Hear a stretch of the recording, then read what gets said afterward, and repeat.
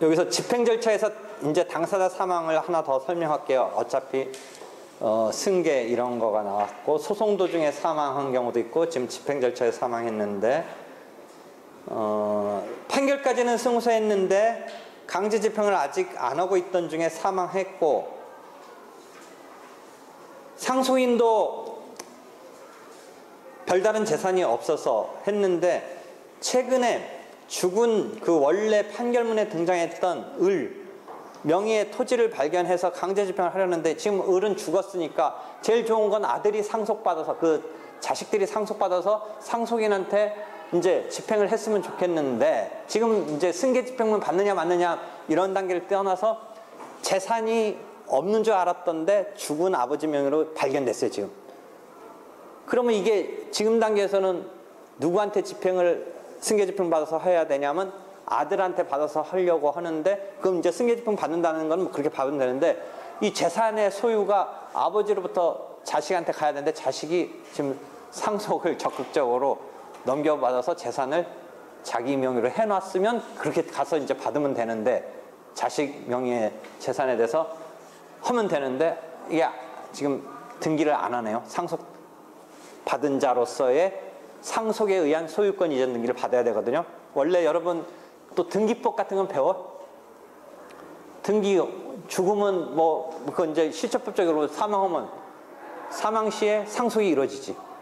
그러면 상속인 등의 지분에 따라서 받고 그 사이는 공유적인 성격으로 이렇게 공동상속이 되고 최종적으로 이제 자기 지분이라든지 아니면 일부가 상속을 포기한다든지 재산 분할에 대해서 협의를 해서 누군가 목으로 다 몰아주든지 뭐 등등에 따라서 상속에 의한 소유권 이전 등기를 해야 돼. 그러니까 이전 등기의 원인이 우리가 제일 일반적인 이전 등기는 매매를 통해서 매수자가 하는 이전 등기인데 지금은 이거는 원인이 상속에 의한 거지. 근데 그 민법에 보면 186조, 187조 뭐 법률 행위에 의한 소유권 변동이 아니고 이건 법률의 규정에 의한 소유권 변동이니까 이전 등기 할 필요 있어 없어? 안 하더라도 소유권은 넘어온 거지. 그러니까 이전 등기 뭐 안 하고 방치하고 있다 그래서 이 상속인 소유가 아닌 건 아니지. 이전 등기만 안 하고 있지. 물론 이제 나중에 팔라면 해야 된다 뭐 이거지. 그런데 그렇게 하고 있다 보면 이건 진짜 나는 실제 내가 겪어봐서 알아. 난 내가 등기도 해봤어. 여러분 가르쳐 보려고 해봤는데 그거 믿고서 등기 안 하고 있다가 안 해도 되는데 뭐가 있냐면 등기를 안 해도 된다고 생각하고 있었는데 등기를 안 하니까 이게 등기를 받기 위해서 상속세로 내는 거는 일정 재산이 어느 정도 상속의 그 금액에 따라서 넘었으면 내야 되는데 내 생각에는 한 6억 정도 뭐 이런 정도 급 아니면 상속세 안 내. 근데 뭐 넘었으면 이제 막 상속세가 막 불어나는데 뭐 나는 뭐 그렇게 상속세를 내야 될 급의 상속 재산을 받는 그런 상황은 아닌데 하여튼 상속세는 대상급의 재산은 아닌데 뭐는 해야 되냐면 그 등록 이전 받기 위한 행정적인 차원의 세금은 내야 돼. 지금 이전 등기를 함에 있어서 등기 자체 올리는 거는 등기 비용은 몇만 원밖에 안 해. 등기 자체의 비용. 근데 그 등기를 함에 있어서 등록 취득세를 내야 돼. 그것도 취득은 취득이니까 상속에 의한 건데. 상속세하고는 또 틀린 거야. 상속은 상속 무상으로 뭔가 재산이 상속되면서 나오는 거고 이건 취득했다라는 것 때문에 내는데 그게 뭐 그 가액의 몇 분의 몇인데 이게 일정 기간 동안 등기 안 하면 그 가산료가 계속 붙어. 가산료가. 그러니까 생각외로 안 한다고 안 하고 있다가 나중에 등기 언젠가는 해야 되는데 하여튼 그 기간이 상당하면 가산료가 꽤 나와. 8,900만 원도 나와. 경우에 따라서.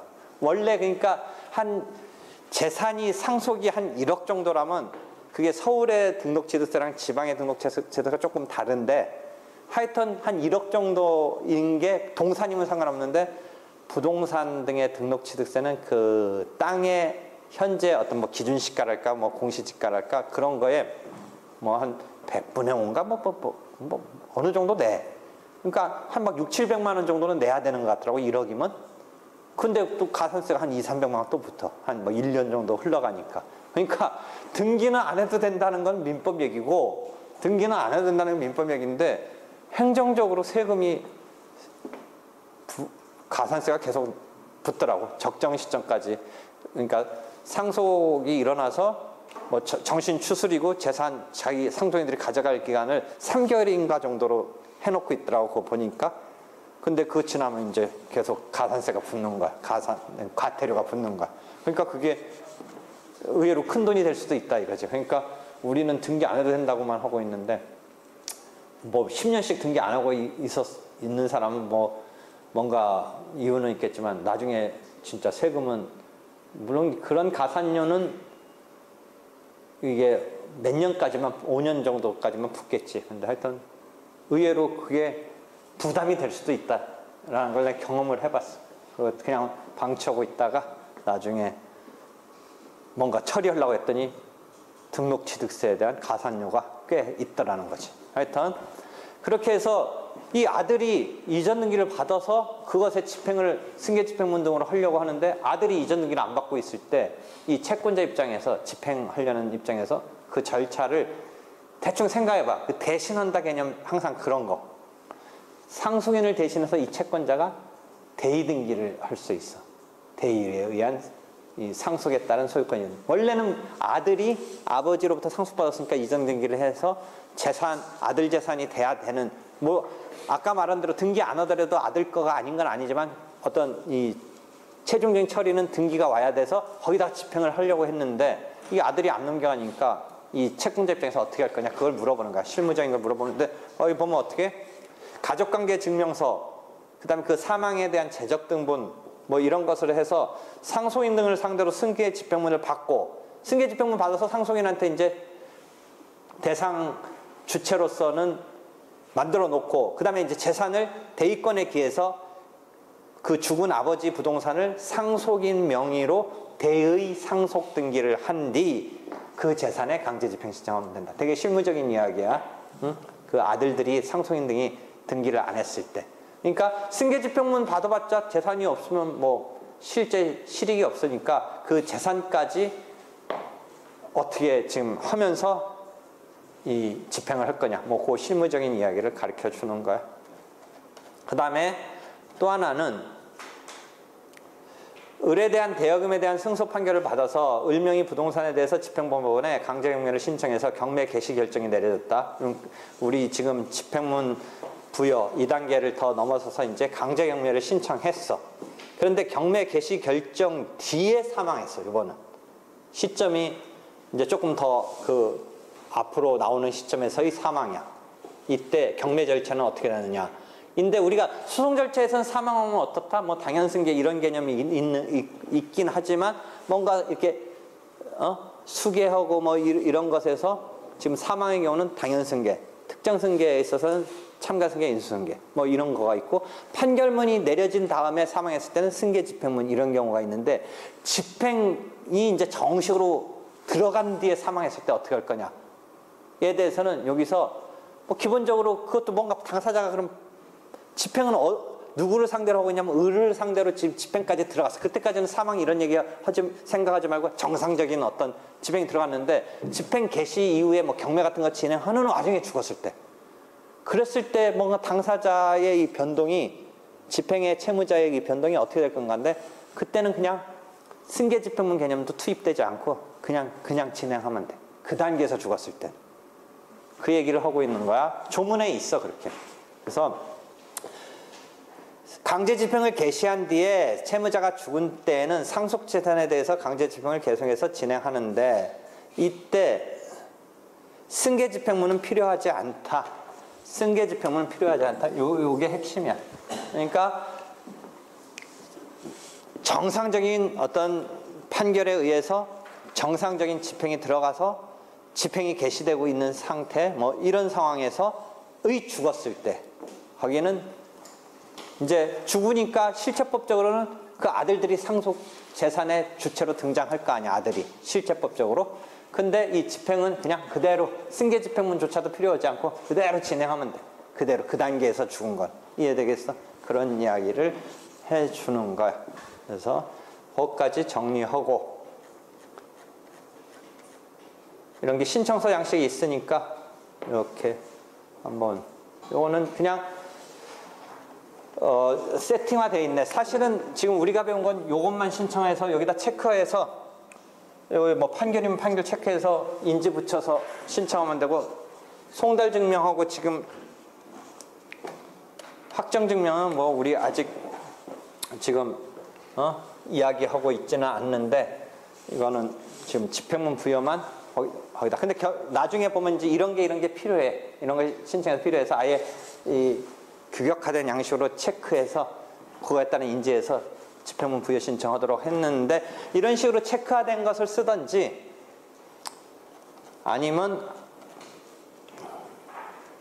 이제 조금 이 설명이 필요한 승계 집행문, 아까는 이제 그냥 보통의 그런 형식이면 뭐 그렇게 체크해서 내면 되는데, 지금은 승계 집행문 같은 거는 이제 자가 양수인이라든지 뭐 아니면 사망이라든지 이런 것을 이제 서류를 붙여서 해야 되니까 약간 이제 이런 형식의 이걸 갖춰서 승계 집행문 부여 신청을 한다라는 양식을 보여주고 있네. 그래서 이 사망의 경우는 뭐 가족관계 증명서 같은 것을 붙여서 강제 집행에 있어서 승계 집행문 부여해달라는 신청을 이렇게 이제 제대로 아까는 체크 형식의 뭐 그런 양식 하나 보여준 거고, 이건 제대로 쓰는 것을 내가 보여주는 거니까 요거 응용해서 쓰면 돼. 만약에 승계 집행문의 경우라면.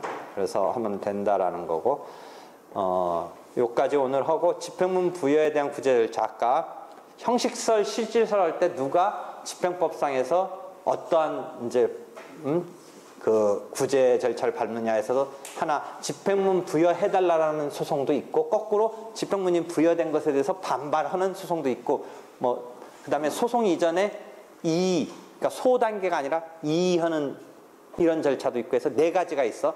채권자 입장에서는 집행문 신청을 했는데 거절당했을 때 왜 안 해주느냐, 채권자 입장에서. 그 다음에 집행문을 아예 부여해달라는 소송으로 내는 거가 생각할 수 있어. 두 가지. 채무자 입장에서는 어때?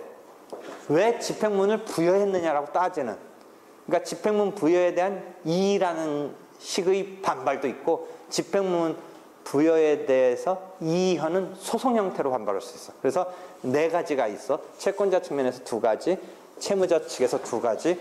그래서 그게 이렇게 지금 정리해 줬어. 내가 채권자 측면에서 두 가지, 채무자 측에서 두 가지 있는데, 요거는 다음 시간 때부터 또 시작하도록 할게.